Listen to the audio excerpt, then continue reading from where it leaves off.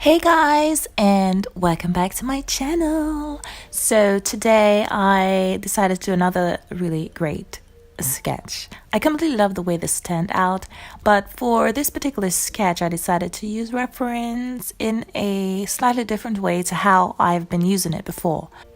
So how I go about choosing reference is I use Google. I look up references on Google and I choose the reference, the picture, the image that sticks out to me the most. So after selecting my image, what I do is I looked at the photograph and I copy it in my sketchbook as closely as possible to the reference. And then after I copy the reference, I would put away the reference and I'll turn over my sketchbook, a new page, a new leaf, and I'll draw that same image that I drew before, but this time from memory. I like doing it this way because I do not want to copy too much from the reference. I still want to put within my sketch my own style and my own way of interpreting the work. So I try not to rely too heavily on making my final sketch too close to the reference.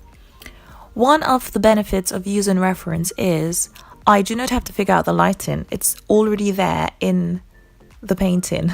I could choose to stick with it if I wanted, and in this particular painting I did not change the lighting position at all. And another thing I love with using reference is sometimes if I don't feel like to change like the color palette, like the color of the dress, the color of her hair, the color of the skin, the color of her the pup, I don't have to. I could just copy that from the reference, which I did, and those are like two of the main reasons why I love using references. So one of the things my teacher have often told me about is that don't worry about trying to make your reference look as close to the reference as possible, unless, of course, you are going to show someone the reference. If no one knows what the reference looks like, then they do not know what the picture should be. So there's no need to make it as, unless you are trying to paint realistically, then of course your reference and your painting needs to look exactly the same.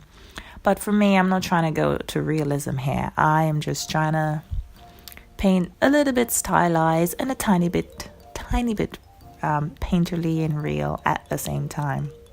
And this is the finished product. Doesn't she look gorgeous? She looks really lovely. Yeah, so I really love the way it turned out, and I will see you guys soon in my next video. Okay, goodbye.